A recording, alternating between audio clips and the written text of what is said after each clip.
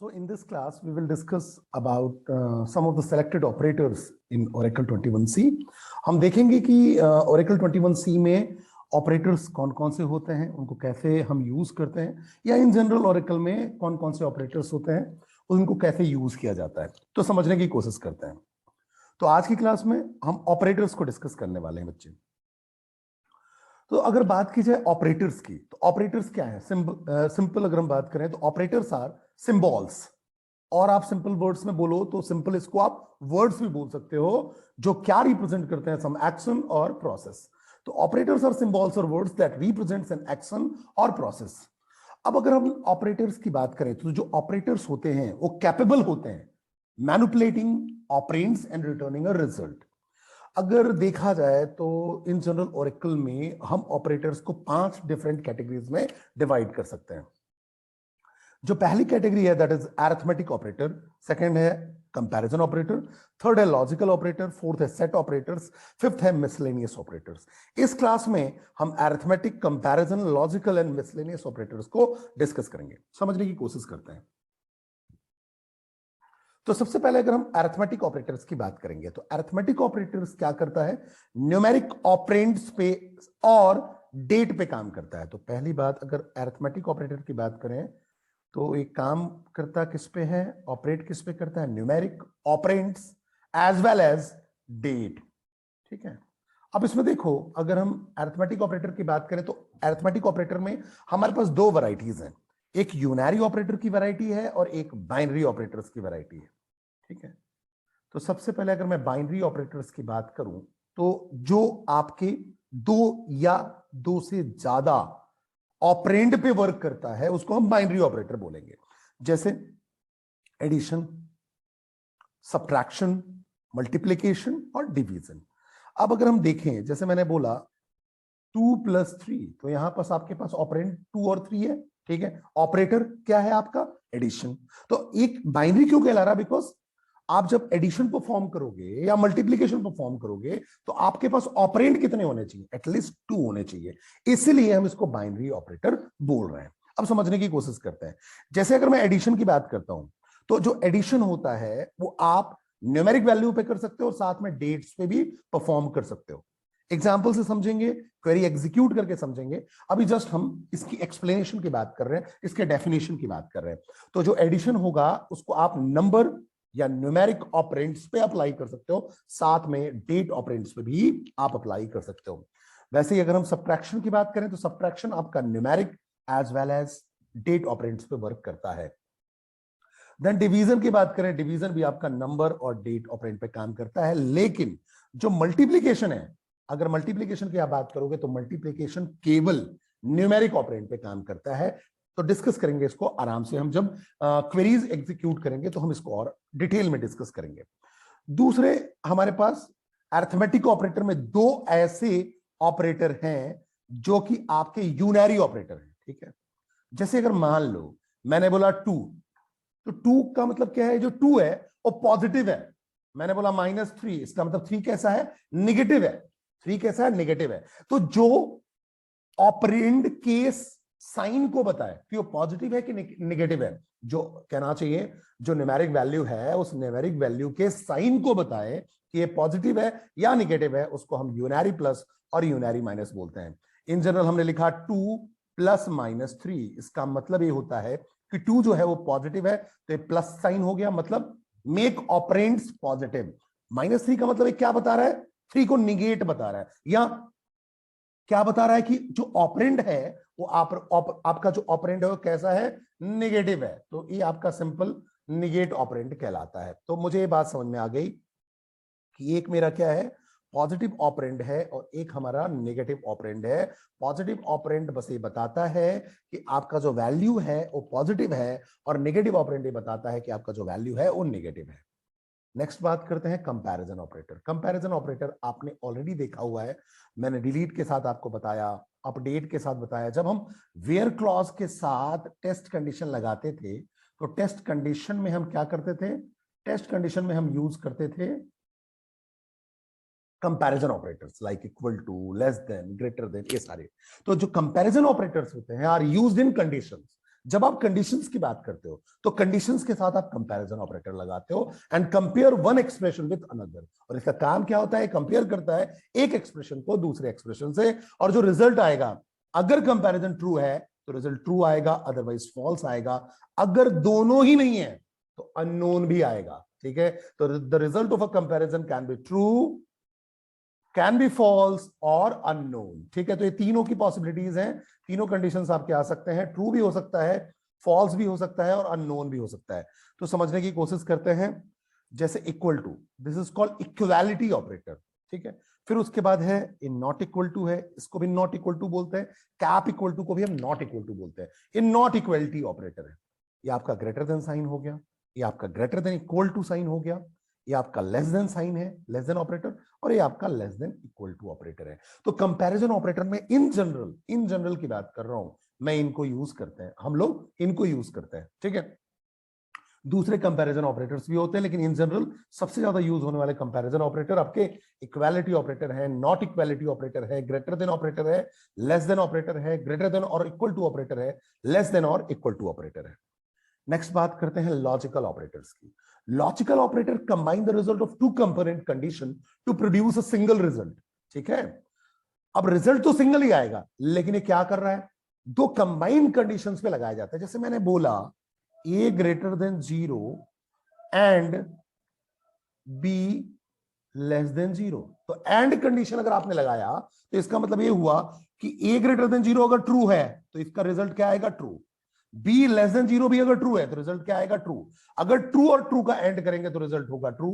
अगर कोई भी रिजल्ट फॉल्स हो जाए, ट्रू फॉल्स हो या फॉल्स ट्रू हो या फॉल्स फॉल्स हो, दोनों ही की कंडीशन में आपको इस तीन कंडीशन में, सॉरी, ट्रू और फॉल्स, फॉल्स ट्रू या फॉल्स फॉल्स की कंडीशन में एंड ऑपरेशन से रिजल्ट फॉल्स आता है। तो ध्यान रखिएगा, जो लॉजिकल ऑपरेटर लगाए जाते हैं दो कंडीशंस पे लगाए जाते हैं या टू कंपोनेंट कंडीशंस पे लगाए जाते हैं, रिजल्ट एक ही आएगा, रिजल्ट एक ही आएगा, आइदर ट्रू या फॉल्स, या अगर कंडीशन अननोन वाले पे जा रहा है तो बट ऑब्वियस रिजल्ट अननोन आएगा। तो हम ऐसे एंड ऑपरेटर लगाते हैं। अगर मान लो मैंने और लगा दिया तो मैंने लगाया, मान लो a ग्रेटर देन 0 है और b लेस देन 0, कुछ ऐसा लगाया, सपोज दैट। ठीक है, तो इस कंडीशन में कोई एक भी कंडीशन अगर आपकी ट्रू हो जाए, ठीक है, मतलब दोनों ही ट्रू हो तो भी ट्रू आएगा, कोई एक ट्रू हो, कोई भी एक ट्रू हो तो भी ट्रू आएगा। तो इन तीनों कंडीशंस में ट्रू आएगा, दोनों ही फॉल्स होंगे तभी ये फॉल्स होगा। ठीक है, फिर अगला होता है नॉट ऑपरेटर। जो नॉट ऑपरेटर है और लॉजिकल नेगेशन ऑपरेटर भी कहलाता है। नॉट ऑपरेटर का काम होता है ट्रू को फॉल्स करना और फॉल्स को ट्रू करना। ठीक है, तो यहां तक बात समझ में आ गई। नेक्स्ट मिसलेनियस ऑपरेटर की बात करते हैं। तो the following are a few more built-in operators which can't be categorized in any of the previous category, so we call them miscellaneous operators। जैसे कि concatenation, ठीक, ये क्या करेगा, एक्सप्रेशंस को कॉन्केटिनेट करने के काम में आएगा। ठीक है, फिर अगर आपको स्पेसिफाइड लिस्ट में कंपैरिजन करना है, if you want to compare values in a specified list, तो आप यूज करते हो इन और नॉट इन। देखेंगे जब हम क्वेरी एग्जीक्यूट करेंगे। वैसे ही जब आप रेंज ऑफ वैल्यूज को कंपेयर करते हो तो आप यूज करते हो बिटवीन, नॉट बिटवीन। जब आप पैटर्न मैचिंग की बात करोगे तो लाइक और नॉट लाइक, बड़ा ही इंटरेस्टिंग होगा लाइक और नॉट लाइक। ठीक है, फिर जब आप नल वैल्यूज को कंपेयर करते हो तो मैंने आपको बताया था नल वैल्यू को कंपेयर करने के लिए आप कंपैरिजन ऑपरेटर्स यूज नहीं करते हैं, जैसे equal to, not equal to, greater than, less than, greater than equal to, less than equal to, इनको आप यूज नहीं करते। आप क्या यूज करते हैं, इज और इज नॉट। ये मैंने पिछली क्लास में भी डिस्कस किया था। तो नल वैल्यू को कंपेयर करने के लिए आप इज नल या इज नॉट नल यूज करते हैं। अब आपको जितनी भी ये प्रैक्टिसेस करनी है, ठीक है, उसके लिए हमारे पास एक कॉमन टेबल होना चाहिए, जिससे कि मैं जो क्वेश्चंस बोलूं वो आपके टेबल्स के साथ मैच करे। तो मैंने एक पर्टिकुलर टेबल बनाया हुआ है जिसका नाम दिया हुआ है एम्प्लॉय टेबल। और अगर आप देखोगे तो ओरेकल 10, ओरेकल 11G और क्या नाम चाहिए ओरेकल 9i में एम्प्लॉय टेबल ईएमपी या एम्प्लॉय के नाम से ऑलरेडी होता था। ठीक है, यहां हम ये टेबल प्रिपेयर करेंगे, ध्यान रखना। अगर आप ये टेबल देखो तो इसमें टोटल 14 रोज है। ठीक है, जिसमें कॉलम्स है employ number, E name, job, MGR, hire date, salary, this commission, एक कमीशन है, एंड डिपार्टमेंट नंबर, और सेम रोज भी आप इंसर्ट करोगे, बिल्कुल सेम टू सेम स्ट्रक्चर आप फॉलो करोगे। तो मैं आपको क्या कर रहा हूं, मैं आपको क्वेरीज बताता जा रहा हूं, वही सेम क्वेरीज आपको एग्जीक्यूट करने हैं, और एग्जीक्यूट करने के बाद आपको सेम ईएमपी टेबल क्रिएट करना है। तो अगर मैं ये टेबल क्रिएट करना चाहता हूं तो मुझे पता है कॉलम कौन कौन से हैं, E M P N O, E name, job, MGR, hire date, salary, commission and department number, ये सारे के सारे कॉलम लेने पड़ेंगे। तो मैंने बोला create table employ, employ number, number 40, मतलब एम्प्लॉय नंबर मैंने नंबर टाइप कर लिया, ई नेम वैरकैट 2 टाइप कर लिया, जॉब वैरकैट 2 टाइप कर लिया, एमजीआर नंबर टाइप कर लिया, हायर डेट डेट टाइप कर लिया, सैलरी नंबर टाइप कर लिया, कमीशन नंबर टाइप कर लिया, डिपार्टमेंट नंबर टाइप कर लिया। अगर आप देखो तो मैं इनकी वैल्यूज के अकॉर्डिंग मैंने डेटा टाइप लिया। सेम रोज मुझे इंसर्ट करना है एज इट इज। तो अगर आप देखोगे तो मैंने बिल्कुल ये टोटल 14 रोज इंसर्ट किए हैं इन क्वेरीज की मदद से। तो सेम का सेम आपको भी यही इंप्लॉय टेबल क्रिएट करना है, दैट इज ईएमपी, और यही 14 के 14 रोज आपको इंसर्ट करना है। मैं आपको एग्जीक्यूट करके इन क्वेरीज को दिखाता हूं, जस्ट अ मिनट। तो सबसे पहले मैं एसक्यूएल डेवलपर में एक क्वेरी रन करूंगा। सबसे पहले इंप्लॉय टेबल क्रिएट करूंगा एसक्यूएल डेवलपर में। तो ये मेरा एसक्यूएल डेवलपर, लोकल यूजर में चलता हूं मैं। लोकल यूजर में मेरा यूजर नाम है, यूजर का जो नेम है वो है CHS college and the password is college1।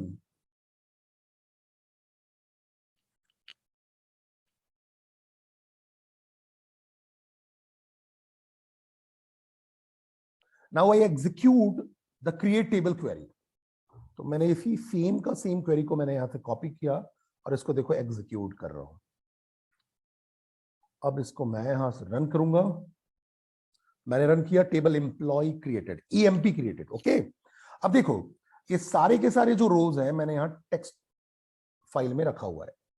जो भी ये रोज है 14 रोज है, मैंने टेक्स्ट फाइल में रखा हुआ है। यही सेम रोज को मैं इंसर्ट करने वाला हूं। ध्यान रखना, मैं जैसे इंसर्ट करना हूं जो जो कैपिटल्स में है एज इट इज कैपिटल में आप इंसर्ट करना। रीजन मैंने आपको बताया था, वैल्यूज के केस में ओरेकल केस सेंसिटिव होता है, ऐसे ओरेकल केस सेंसिटिव नहीं है, लेकिन वैल्यूज जैसे दोगे वैसे ही आपको फैच करना पड़ेगा। और स्पेशली मैंने आपको बताया था जिसको आप वैरकर 2 या कैरेक्टर टाइप का लेते हो, ठीक है। जैसे मैंने यहाँ किंग कैपिटल में लिया है तो बट ऑब्वियस है जब इसको मैं फैच करूंगा तो मुझे किंग कैपिटल में ही लेना पड़ेगा। कंडीशन अगर मैं फैच करूंगा तो कैपिटल में ही कंडीशन लेना पड़ेगा, अदरवाइज मैच नहीं करेगा। तो मैं सारे के सारे रोज को कॉपी करता हूं, एज इट इज कॉपी किया मैंने। और यहां देखिए मैंने पूरे रोज लिख दिया, मैंने सिलेक्ट किया सारे के सारे और कंट्रोल एंटर कर दिया। ये पूरे रोज आपके इंसर्ट हो गए, 14 रोज अगर आप देखोगे तो पूरे के पूरे 14 रोज इंसर्ट हो गए। चेक करने का तरीका अगर आप देखो तो मैंने लिखा select star from EMP, because table का नाम क्या है, एम्प्लॉय। अब मैंने इसको कंट्रोल एंटर किया। अब आप देखिए पूरा का पूरा 14 रोज आपका एग्जीक्यूट, 14 रोज इंसर्ट हो गया। तो एम्प्लॉय नंबर है, ई नेम है, जॉब है, एमजीआर है, हायर डेट है, सैलरी है, कमीशन है, डिपार्टमेंट नंबर है। आप अगर देखो तो as it is same table है जो मैं अभी आपको शो कर रहा था, ठीक है। तो आपको भी यही सेम टेबल क्रिएट करना है। अगर आप चाहो तो यहाँ टेबल्स में जाके भी आप देख सकते हो। तो यहाँ अगर आप एम्प्लॉय टेबल में जाओगे तो देखो ये एम्प्लॉय टेबल आपको दिख रहा है, उसके कॉलम्स यहाँ दिखेंगे, employee number, E name, job, MGR, hire date, salary, commission और डिपार्टमेंट नंबर, ठीक है। अब अगर आप यहां देखोगे, इस पे क्लिक कर दो इसके कॉलम्स पे, तो भी आपको यही सारी चीजें दिखती जाएंगी। यहां अगर आप देखो तो एक कॉलम्स दिख रहा है, डेटा पे क्लिक करोगे तो ये वैल्यूज दिख जाएंगी, टोटल वैल्यू आपको दिख जाएगा। जो आपका सेलेक्ट स्टार फ्रॉम एमपी से होता वही सेम काम होगा जब आप डेटा पे क्लिक करोगे।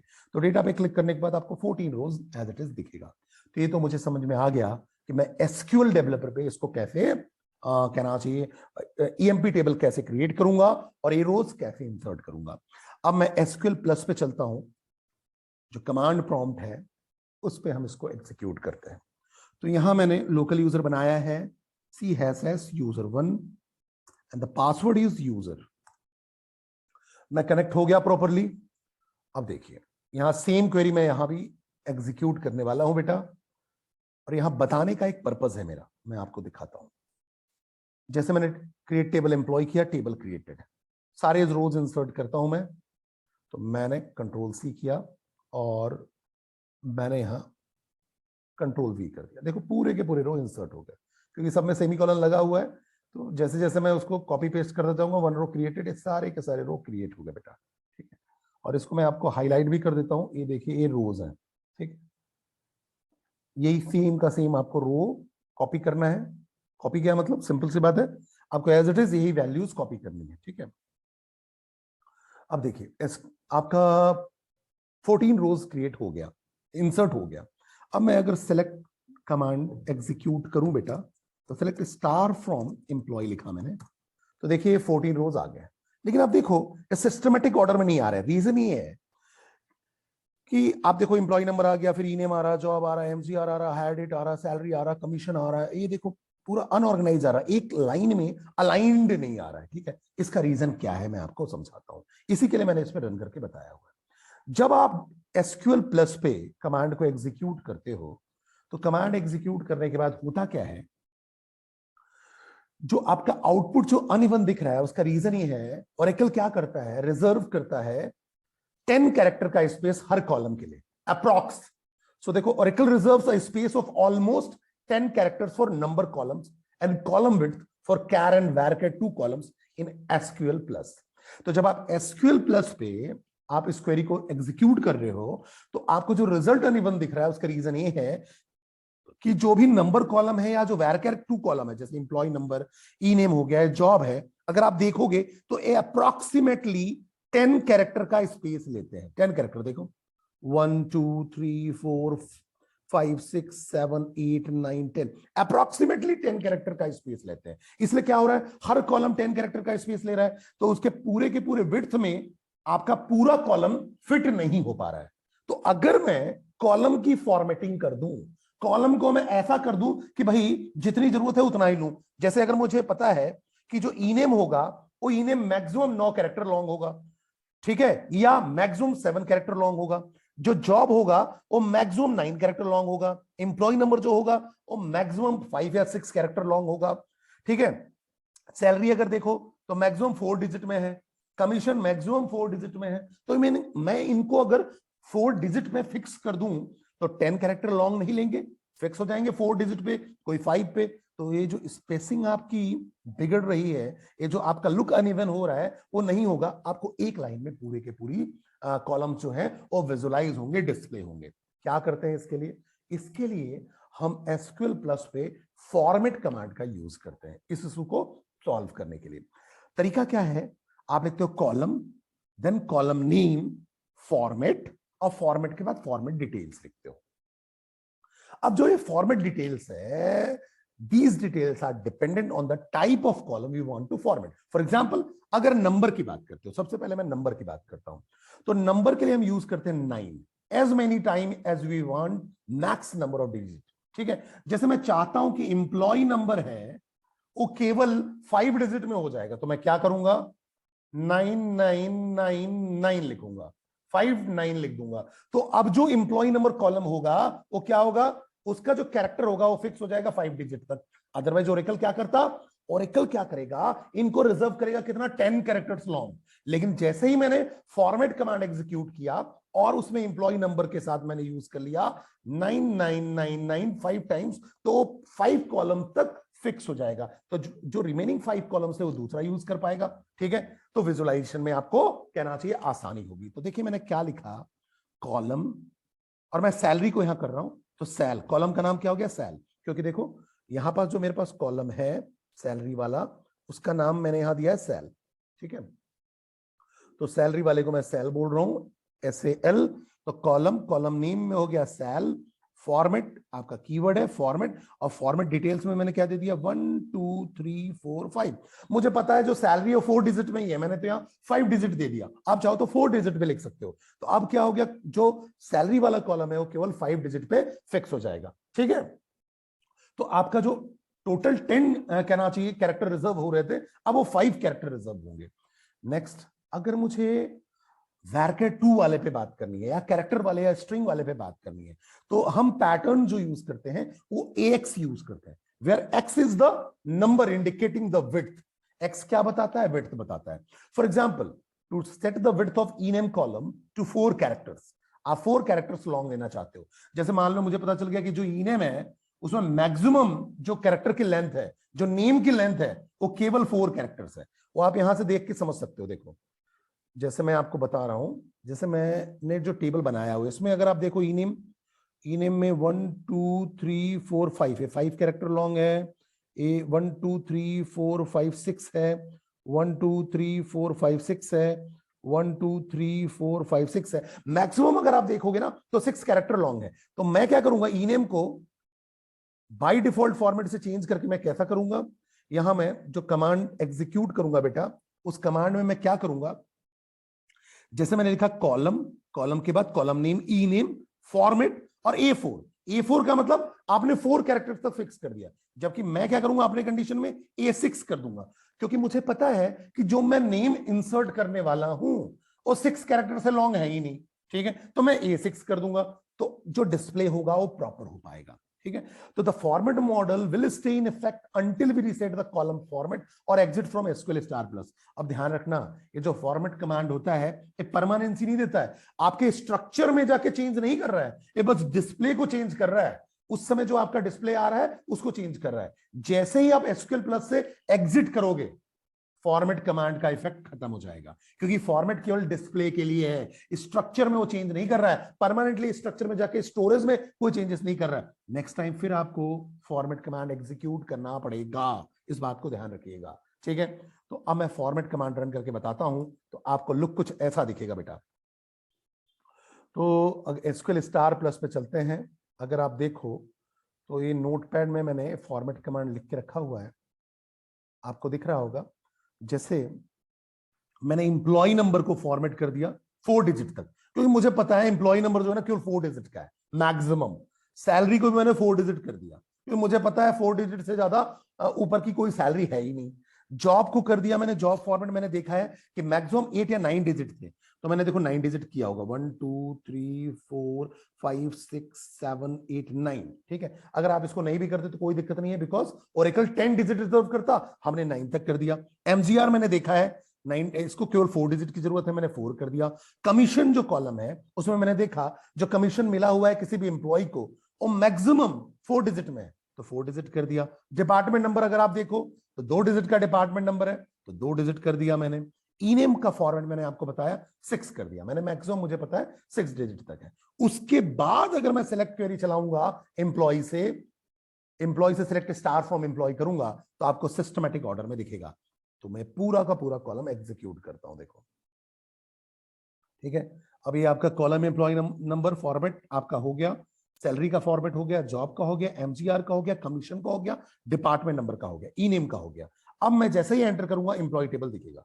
अब देखो आपका एम्प्लॉय टेबल, अब यहां देखो एम्प्लॉय नंबर आपने जो रखा है, ठीक है, उसके अकॉर्डिंग हो गया, ई नेम हो गया, job, MGR, hire date, salary, commission और डिपार्टमेंट नंबर। ठीक है, अब यहां आपको देख के समझ में बात आ रही होगी कि ये जो आपने फॉर्मेटिंग यूज की है, ये जो फॉर्मेट यूज हो रहा है वो आपका प्रॉपर फॉर्मेट में हो रहा है, एक अलाइनमेंट में हो रहा है।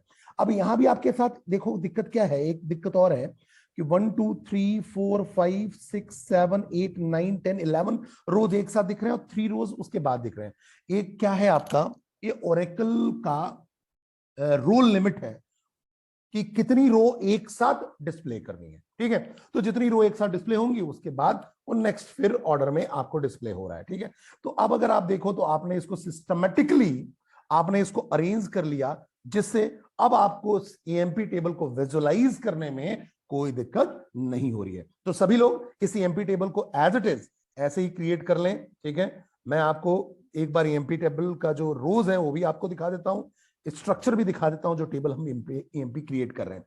तो same rows, same table name, same columns आपको क्रिएट कर लेना है, जिससे कि अब हम जो प्रैक्टिस करेंगे इस एम्प्लॉय टेबल पे करेंगे। और प्रैक्टिस किसके बेस पे करना है, जो हमने ऑपरेटर्स डिस्कस किया उसके बेस पे करना है। Thank you.